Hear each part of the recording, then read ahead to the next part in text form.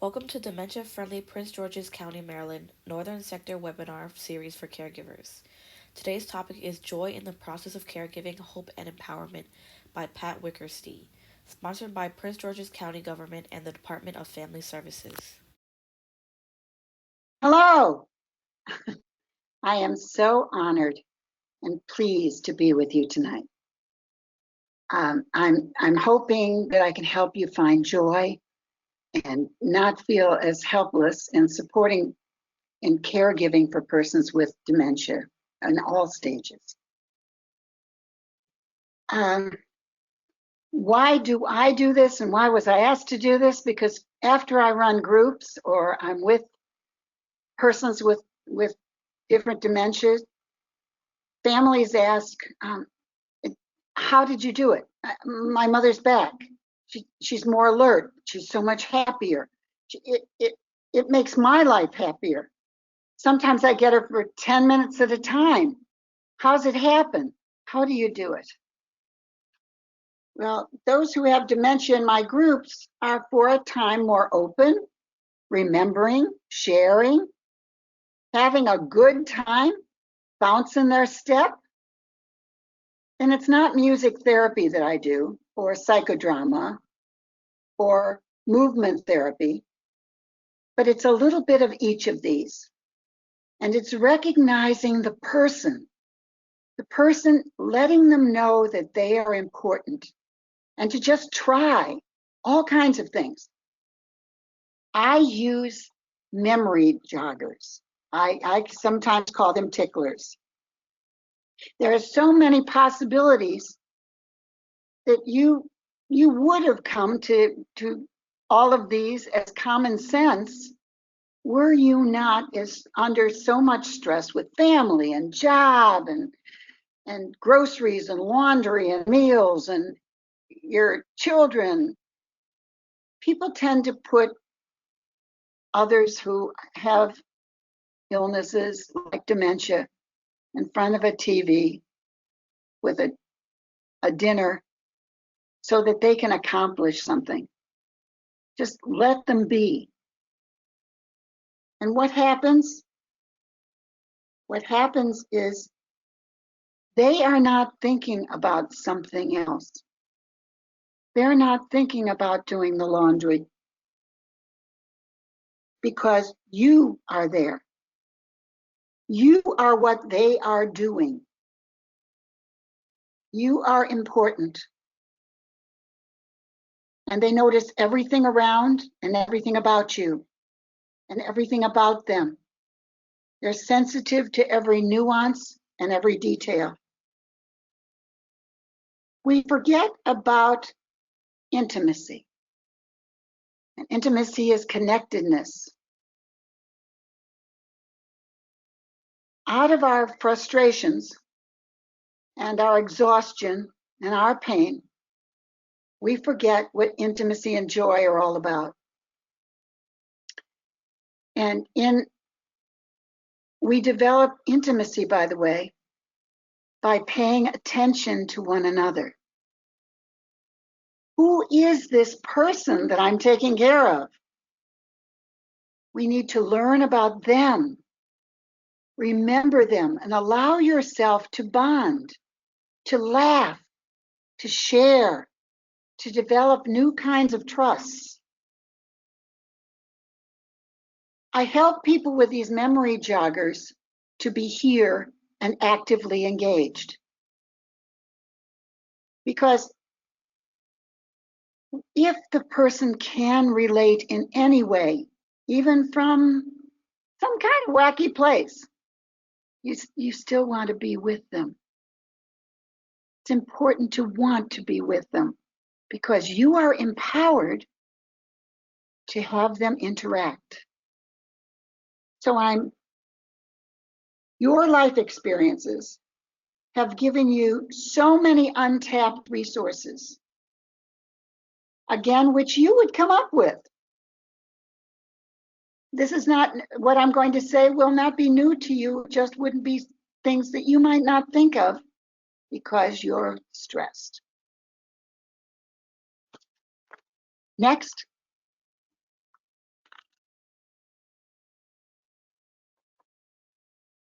trying to get into the mind of somebody who is going through dementia. When I wander, don't tell me to come and sit down. Wander with me. It may be because I'm hungry, thirsty, need a toilet, or maybe I just need to stretch my legs. When I call for my mother, even though I'm 90, don't tell me she's died. Reassure me, cuddle me, ask me about her. It may be I am looking for the security that my mother once gave me. When I shout out, don't ask me to be quiet or walk by. I'm trying to tell you something, but I have difficulty in telling you what. Be patient. Try to find out. I may be in pain. When I become agitated or appear angry, please don't reach for the drugs first. I'm trying to tell you something. It may be too hot, too bright, too noisy, or maybe it's because I miss my loved ones.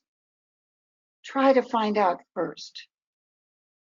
When I don't eat my dinner or drink my tea, it may be because I've forgotten how to. Show me what to do. Remind me. It may be I just need to hold my knife and fork. I may know what to do then. When I push you away while you're trying to help me wash or get dressed, maybe it's because I've forgotten what you've said. Keep telling me what you're doing over and over and over. Maybe others will think you're the one that needs the help. With all my thoughts and maybes, perhaps it will be you who reaches my thoughts, understands my fears, and will make me feel safe. Maybe it will be you who I need to thank. If only I knew how. In my groups, a lot of the work I do is helping people find words again. One of the ways I do to help them find words is tell them that I have a problem. I need to remember these nursery rhymes, and I'm having a hard time with them. Nursery rhymes that they heard when they were little children, that they read sometimes to their children and grandchildren. And I might say, Mary had a little, and give them a chance to fill in the blanks, to help me fill in the blanks. I might start a sentence that has a fill in and let them fill it in. But I'm getting ahead of myself. When we approach somebody, next slide, should be approach. When we approach someone, many people say, especially with folks who have dementia, do you remember me? And they don't. So to approach with a hi, it's me, I'm your daughter and I love you is a big help, and it relaxes them. By the way, one of the neat things to do for a family gathering is if everybody wears name tags, that it's a family thing for everyone.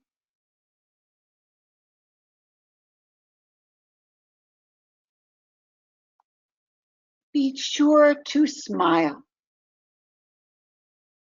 Frowning brings pain to them because they pick it up. To smile, to slow down, and to be with them. Being is the most important thing. It's not the action, but the being with them in joy, your joy. And they want to connect. After all, we want to connect with people who are happy too. So you speak softly, slowly, you listen attentively, and try to understand his or her reality. You congratulate and thank the person for trying or helping or sharing. and always stay away from facts. They'll remember feelings, but they won't always remember facts. We don't either. Employ their own fun and fanciful imaginations. They don't have to be right or true or up to date or in this universe. It's their reality that you join. Next.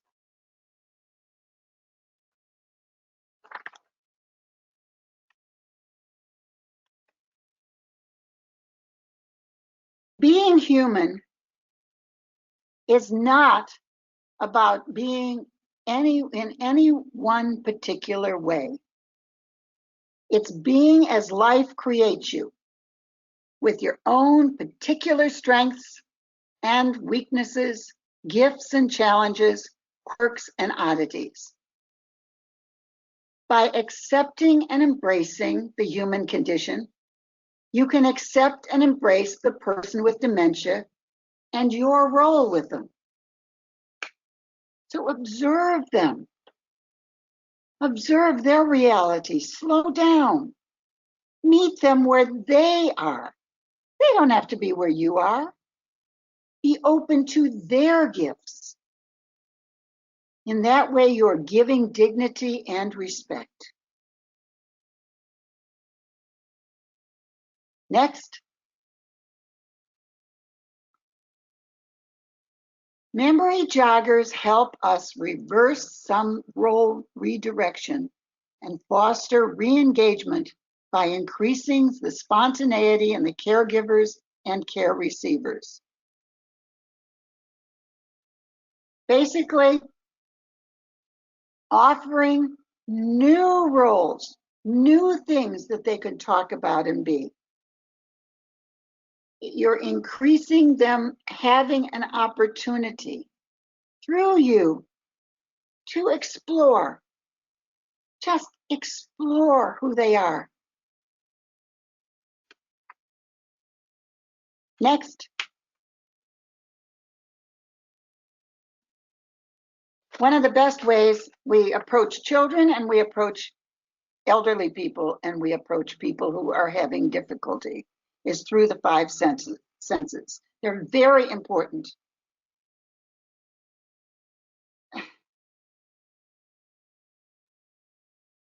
There's the gift of taste, and what things that you can do through the gift of taste with people are, for instance, cooking and baking, which can evoke so many memories. And there are opportunities for a few ideas to get for fun and fun things to do, like tasting familiar holiday treats, sampling flavors of tea, preparing a fruit salad together, cleaning out a pumpkin, string cranberries and popcorn, all kinds of memories. Food can bring people together as many experiences revolve around meals. Potlucks and barbecues, weddings. It's so much more than tasting. It's about the stories and the laughter and the fun. The gift of sound. Singing beloved Christmas carols and hymns and favorite songs. Listening to music that means something to them. What kind of music touches their spirit? Attend a local concert. Play the piano together. Watch a concert. Play Name That Tune with tunes that you know they'll know.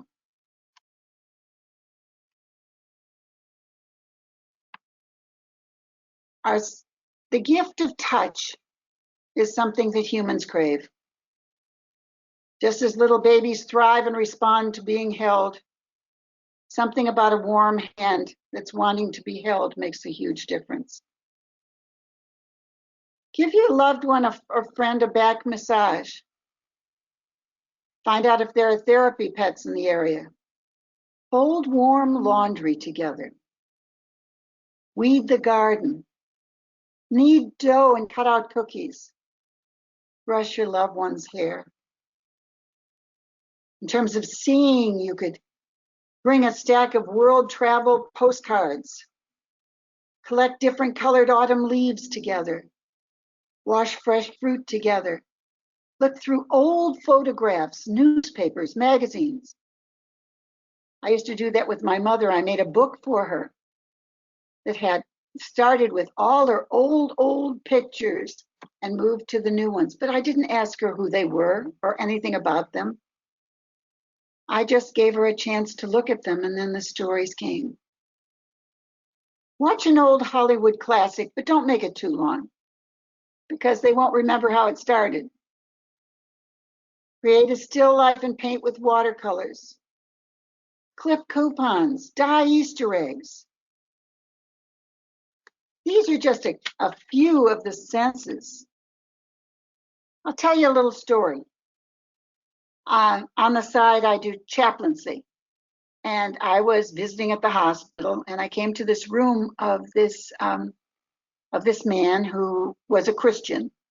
And there was loud television blasting and a couple of kids in their 40s watching television. And I said, I'm here to see, is this your father? Mm-hmm. They said, it won't do any good. He's just lying there. He doesn't feed himself. He doesn't talk. He doesn't do anything. And I said, could I try? And they said, sure. So I said, could you turn the TV off? So they did. And I went over to him and I whispered in his ear who I was and basic Christian prayers. And he started to move his lips to the prayers with me. So I asked the kids, what's his favorite music? And they said, oh, gospel. So I said, where is it? It's his room. I don't hear it. So they got one of their phones and brought it over by his ear and played gospel music. I said, play it good and loud. And he, after a couple of minutes, started moving his feet and moving his legs and his body. Then he started to hum. Then he started to sing.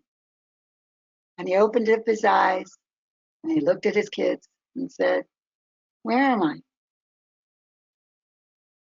What am I doing here? Music can touch them. If you can find 5, maybe 3 memory joggers that are your memory joggers for your person, they can bring them back for a little while. If they have severe memory problems, you could use the same darn 3 things all the time and bring them back for a little while. They might not recognize you, but we'll get into that with role play. But it's okay to be whoever they do recognize.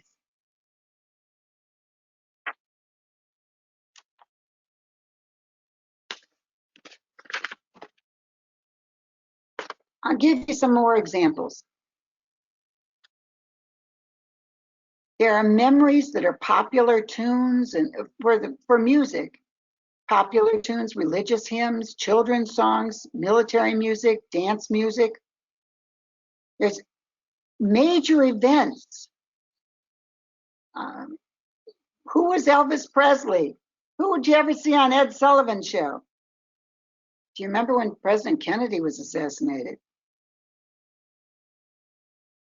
Help them to talk about holiday parties, about experiences, about things that were important to them.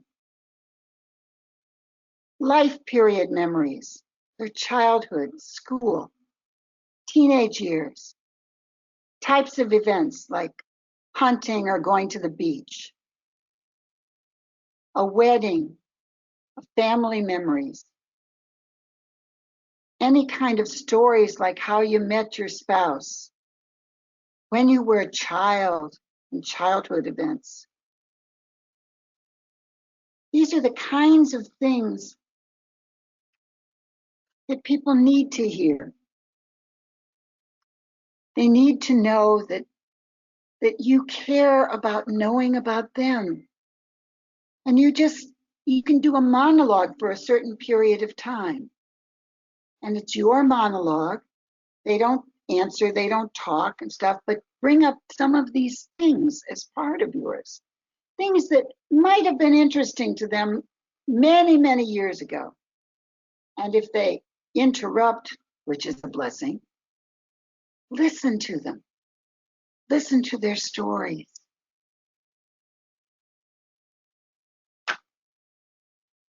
I have some rules for you.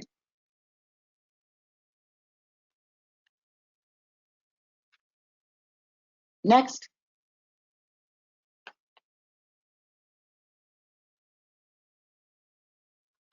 You may question these, but I've found that they work. Never argue. Doesn't make any difference. But if you start to argue or they're starting to get angry, apologize. You might not have done anything wrong. Just apologize. Logic and reason do not exist. You don't have to try and make people logical. They are who they are in the world that they're in. And lying is acceptable. If you leave the room and you come back in and they say, oh, I didn't like you when you came in. Oh, no, I'm a different person. It's okay. It's okay. Whatever puts them at ease. You are not who you think you are. You are who they think you are.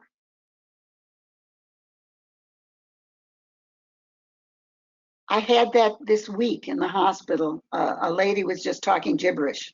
And I went over to her and I said, hi, how's it going? And she said, oh, you're Molly. And I said, sure.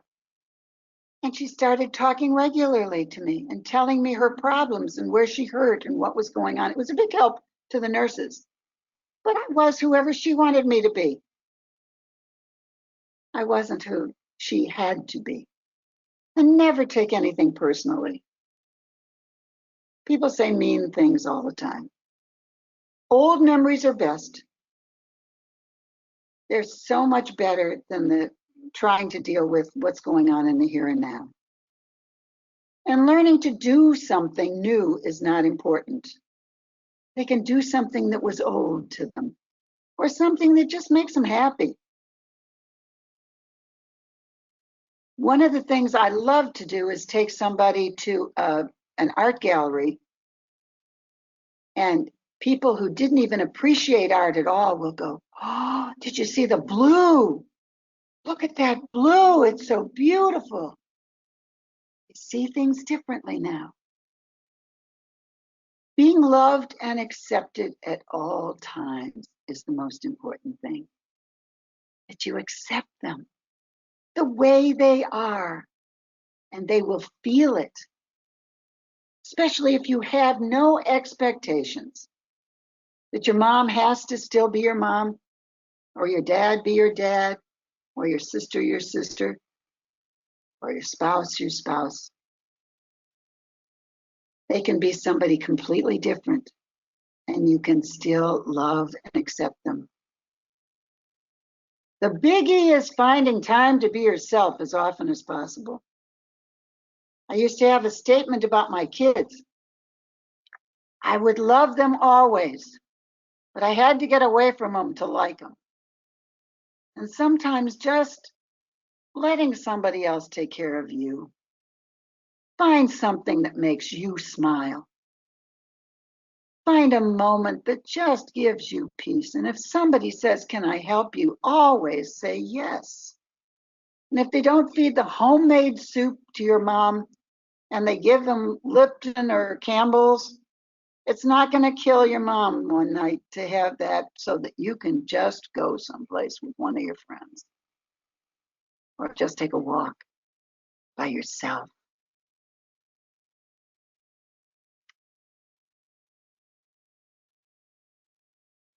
The fun that you have with them doesn't have to be deep.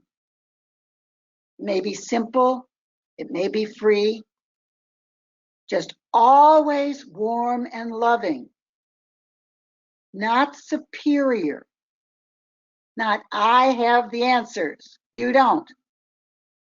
Caring. You can melt each other's hearts with memories and images that give you a sense of calm. It gives them a sense of calm and you also. What is this person interested in? What has this person been interested in the past? What did she do? How did she live? By the way, you can get on the computer and go into the geography of the place where they grew up or the place they're talking about, so they can actually see the streets and the neighborhoods that they grew up in. What is fun or joyful to her? Whom has she loved in the past? What's her favorite flower or food or smells or tastes or touches? By the way, if you find those out, put them on a list, because you can greet her with those at a later time and still make her smile. Always, always allow interruptions.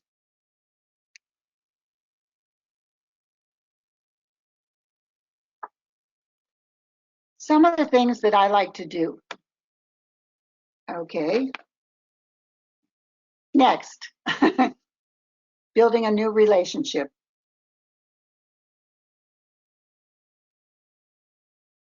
So I'm asking you, what makes her happy? Holding hands, walk in the garden, pets, children, old romantic movies? What makes her sad? Death, war, you leaving? Where you're not saying goodbye, you say instead, oh, I forgot to do that. I have to get back to the store before it closes. Talk your feelings and their feelings. Talk about any subject that comes to mind, but be aware of the effects that it might have on them. Old photos, familiar paintings. Decide what you're going to do. If you're going to do something together, make sure that's not chance and that's not the last minute. Have it planned out.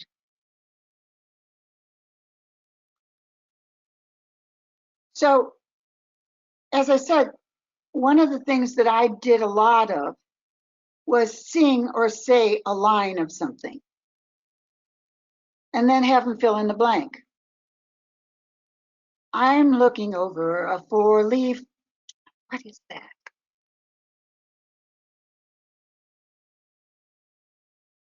But make sure you're finding a way where they're assisting you. They can do for you. And it's not all you doing it for them.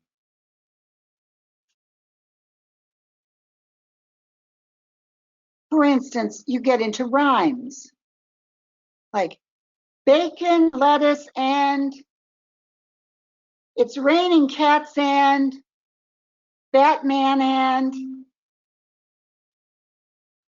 things like, who says, what's up, Doc? What sound is it that a donkey makes? I haven't heard a donkey in a long time.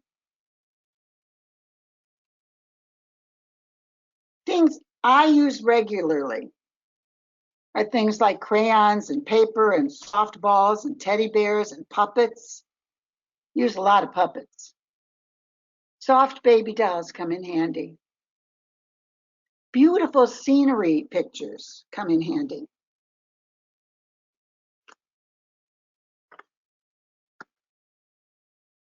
Remember always, to the person with dementia, you are everything.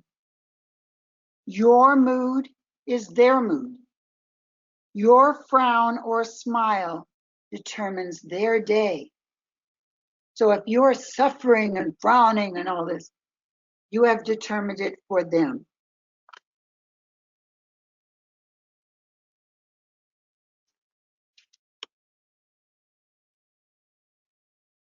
Okay. What do you need to do for yourself? Want to next? Next? Okay. No, skip now. For yourself, you need to rejuvenate, replenish, relax, and reload. Figure out what gives you pleasure. You don't think about that most of the time. Not if you're a caregiver.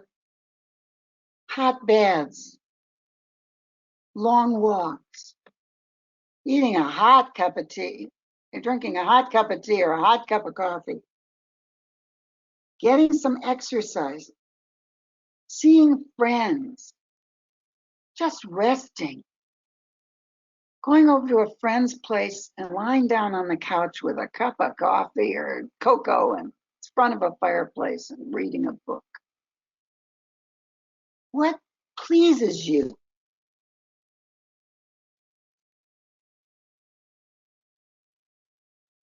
I'm going to read some things and you tell me if it rings a bell. You don't have to tell me, but you can write it down. Something that reflects your person.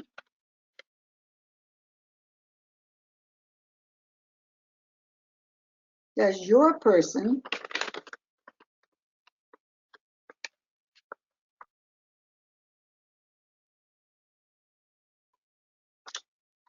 okay. Does your person like to listen to music? Does your person enjoy food? What kind? What kind of food? Does your person have any crafts or hobbies that they like to do? Any spiritual, inspirational, or touch-based activities? Like sitting in the sun. I remember taking my mother in a wheelchair on a boat ride on the Potomac. And she was up with the wind in her hair in her 90s, just feeling the breeze and feeling joyful. And I felt joyful and breezy with her. Did your person ever bird watch? Walk on the beach? Does your person like animals and like to watch fish in a fish tank? Did your person ever travel, see things, do things that were fun? Like any sports? Now, one of the things that I do in my groups is have the people, I bring back a lot of words through a lot of word games. And then I will shout out a word. And then they will come up with whatever comes into your head. And the brilliance of their answers just floors me. I'll say a word like courage. And about 50 different words will come out about wars and babies and sadness and life and death and strength and poverty and you name it. But they have that in them. They have those words. They need to be drawn out to use those words.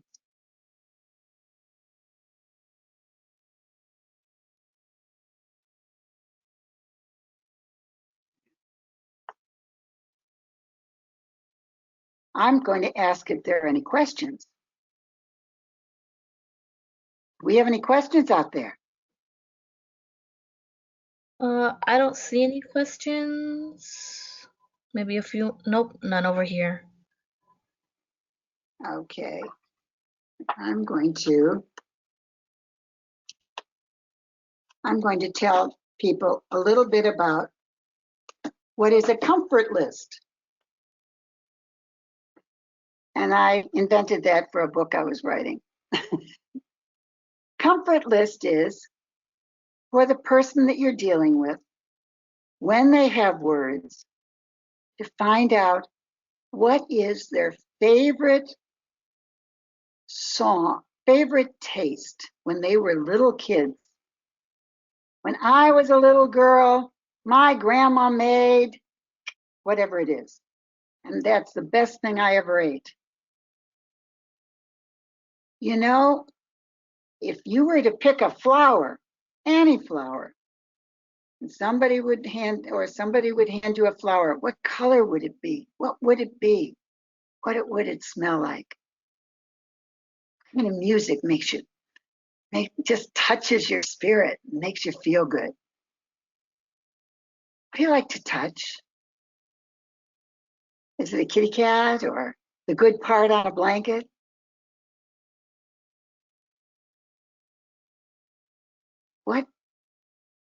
What is it you like to do? What is it that you want to talk about or think about? And then when the person can't talk to you or doesn't know who you are, you have a comfort list. You can approach, with my mother, it was rice pudding and about 4 different kinds of flowers I could choose from. And Montavani. And I could play certain things and bring, what was it? Custard, rice pudding with custard on top. And I could bring that to my mother, and my mother would smile. She may not have always known who I was, and it didn't matter. I could still make my mother smile. And she used to say to people, they'd say, "How come you're so sharp, Terry, in your 90s?" And my mom would say, "Well, my daughter won't let me fall through the cracks." That was part of it. I kept her with me, alive, thinking, trying, relating, and smiling. And that's what I want you to be able to do with your people. Part of the problem is that we ask questions. We ask questions of these people. To have it flow through conversation is one thing. To ask questions that they can't answer makes them angry. And you say, "Why are you agitated?" "All I wanted to know was what you wanted for dinner." I don't know what I want for dinner. I don't even know the words for dinner or the food that I wanted. So it just makes me mad and I don't want to even talk to you. Part of the reason that I do what I do is if you can find a few of these ticklers, a few of these memory joggers that relate to your person through senses, through music, through art, through life experiences, through anything that could float through your mind or their mind, you can find a few of memory joggers that you can use to bring them back for only a little while, once in a while. You'll want to be with them more. It's much easier to be with somebody who can relate, even from their own imaginary, creative world. And it's okay to laugh with them too. Just be careful that you're laughing with, and that it's fun for both of you. Questions yet? No questions, but I do have one. It's not a question, but it is a comment that they appreciate all the information you are giving. Well, that's very nice. Yeah, but no questions. Well, I'll give you a reason why you don't put some food in front of somebody and put them in front of the TV. Because number one, especially if it's a soap opera, people with dementia cannot differentiate between what they're seeing on TV and what's happening in their own lives. I've had people in their 90s really worried about somebody stealing their baby or what's going to happen with their pregnancy because they can't differentiate. So you need to watch what they see on television and not to have it be a long movie because they can't remember the beginning when they get toward the end. And something that's joyful and fun and silly, and laugh with them and smile with them and sit with them. Don't just plop them down someplace. And if you put food in front of them and leave them alone, they may forget how to eat, how to use the knife and fork, to sit there and use it with them and show them as you're doing it. You don't have to explain, just show them by doing. And take some interest and tell them stories, silly stories if you want. There are so many silly stories in families.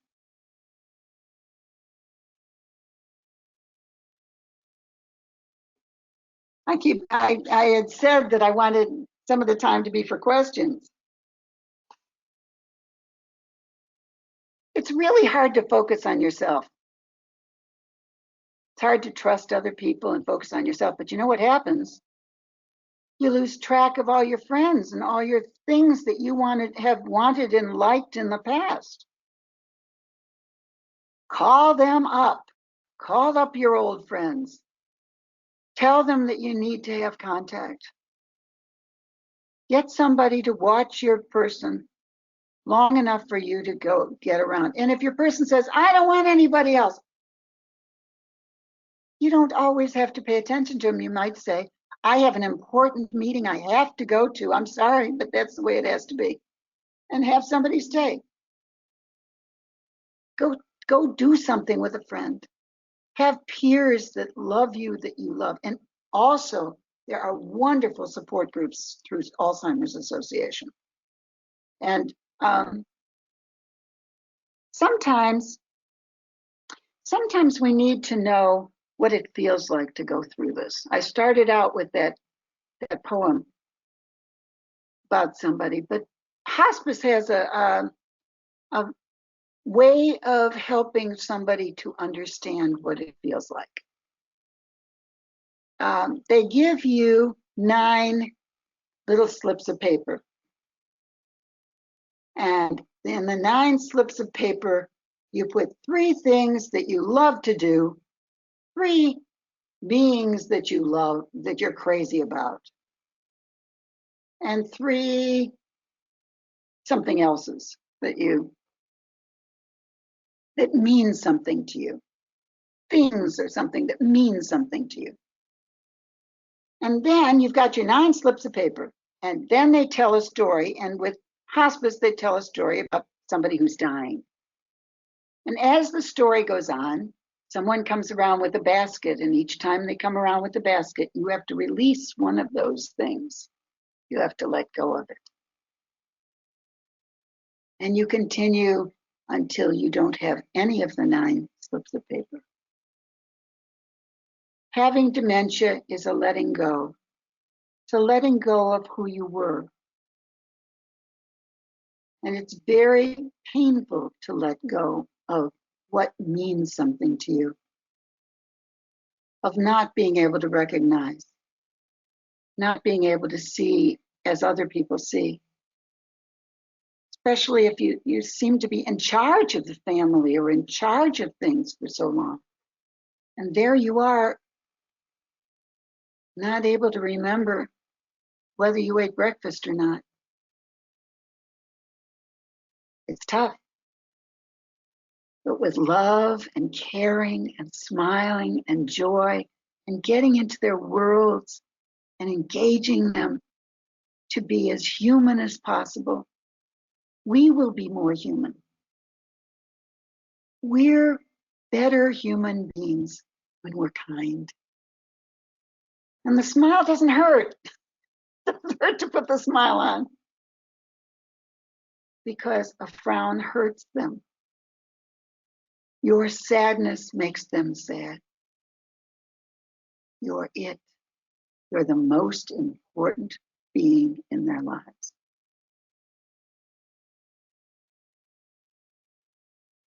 I have lots of stories. I can tell you lots and lots of stories if you want. But I had anticipated a lot of questions that I'm not getting. Okay, one of the things is people keep being concerned about people wandering. Try and figure out where they're going, where they want to wander off to. You can show it to them on a computer, their old neighborhood. You can take them for a walk as if they're doing that and go with them someplace. You can go on a dream escape.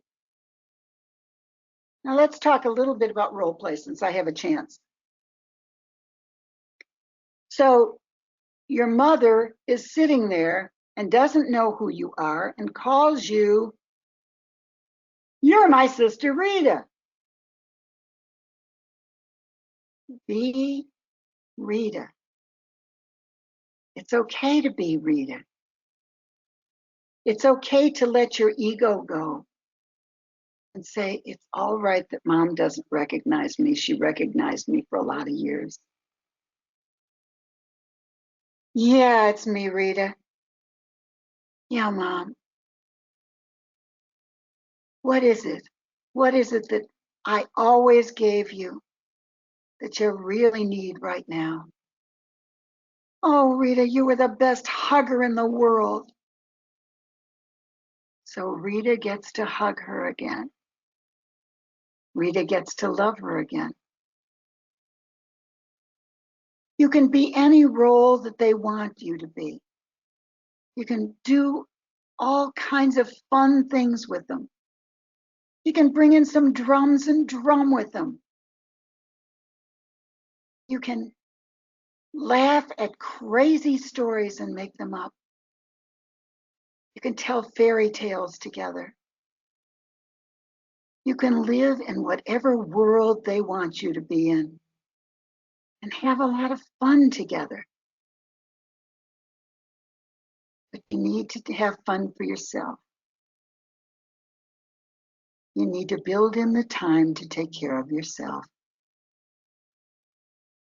and help them with a smiling face say, "Oh, it's time for me. I need to do this." Ah, they're expecting it. And that's okay. It's okay to do that. It's a little bit of a lie. But you're not hurting anybody. You're being loving and to yourself. What's the old expression? Love others as you love yourself. There's an awful lot of people who go around with an empty cup. It's really hard to be cooking on empty. It's hard to be loving. And all the repetition, just keep repeating. It's okay. You don't have to say you told me, you asked me that before. Some people are very cleverly write down the answer to the question on a sheet of paper and hand it to them and say, "Here's the answer," so you don't have to repeat it. There are thousands of possibilities of ticklers. There I are think we have a question. thousands of possibilities. Huh? I think we have a question. Oh, I'd love it. 1 second, but there are thousands of possibilities. Only your imagination gets in the way. Only your imagination gets in the way. I need a question. Okay, so I have one that says, I'm afraid I will have no one to see about me after I spend all my resources on my parents. No one for you after you oh, financially. Is it financially or is it in other ways? I believe it's financially after I spend all my resources on my parents. So yes. Okay, that there's no possibility for that. That's a roughie. That's a roughie. There's a whole system. If the parents have any kind of social security or anything like that that this person can work with for the parents. Is there another sibling?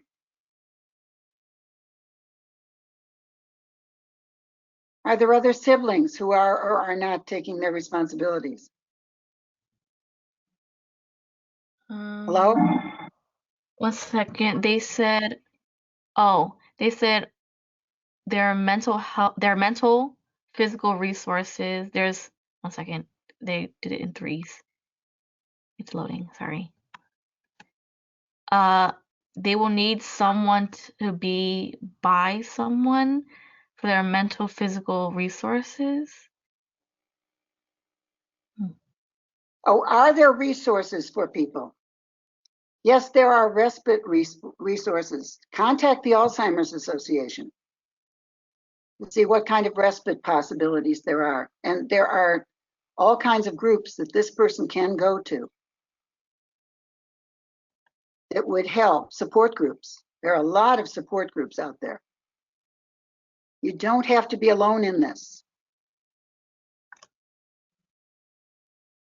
And you don't have to pay a lot of money for a support group.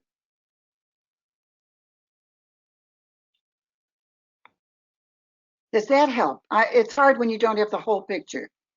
Yeah, they did say who would be by someone. They're their mother's someone. So I believe your answer about support group might answer their question. Yeah, and the support groups will help them in varieties of ways to see what are their resources and how are they going to work through that so that they're not alone. It's that aloneness that is so hard, so painful. That's one of the things you learn. That's what a chaplain does. A chaplain bridges someone's aloneness. Doesn't proselytize, but tries to help somebody know that they're not completely alone. And that's one of the worst things, to feel like you're out there alone, trying to solve everything. And that's why we have groups like the Alzheimer's Association. We have another one. I hope I can help. You know. They said that they're angry with their sister because she's the mother's caregiver and she refuses to attend all the awesome caregiving webinars and seminars to educate and inform herself on dealing with aging parents. Yet she tries to make me feel bad about knowing how to communicate with our mother who has dementia successfully because of the training I received. Any suggestions? There's no such thing as a non-dysfunctional family. Every family has its own dysfunction. And we all blame each other and we try to empower ourselves. What we can't do is make other people do what we want them to do. All we can do is the best we can do individually. You have to look at yourself in the mirror. She's not going to be able to change her sister, but she can just do the very best she can in her interaction. And it sounds like she's trying to get educated well. Bravo. Okay, and oh, here is the question from before, and they clarified it. It was, and they said, they have let everything go to take care of their parents, but when they get old, who will take care of them? That's a big question. So now you reach out to your friends, you make friends, you reach out to friends. There are organizations that you have something that touches your spirit. Are you a political animal? Are you do you want to take care of the poor? Do you want to take care of do you like to serve others or volunteer at a school or something? To make friends, have people around you who care about you. It's painful that when you have fixed and served other people for so long, and then you're like, wait a minute, there's me.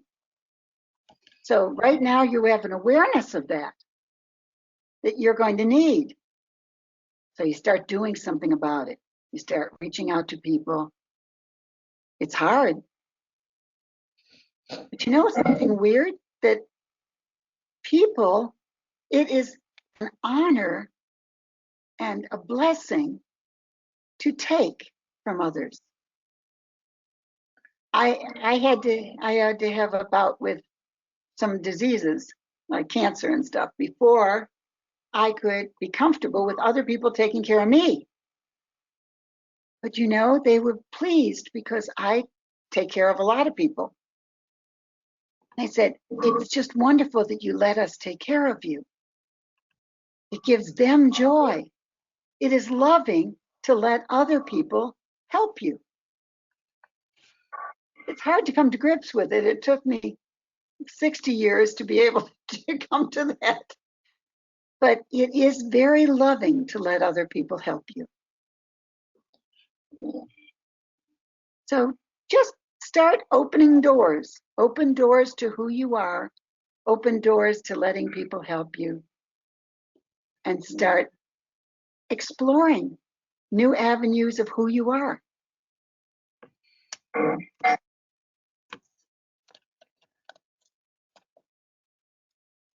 that help?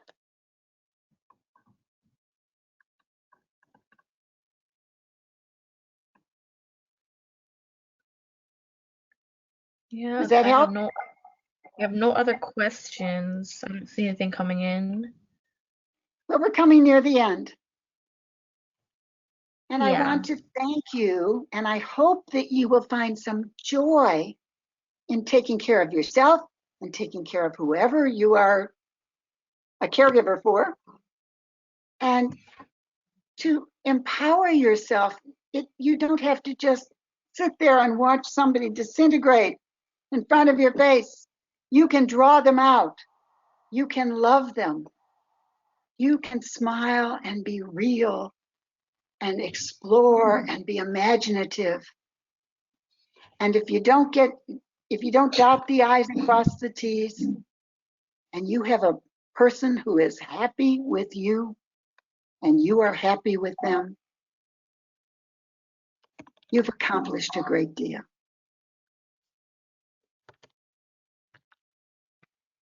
Want to close up shop with what you need Yep. to say? Okay. Thank you, everybody.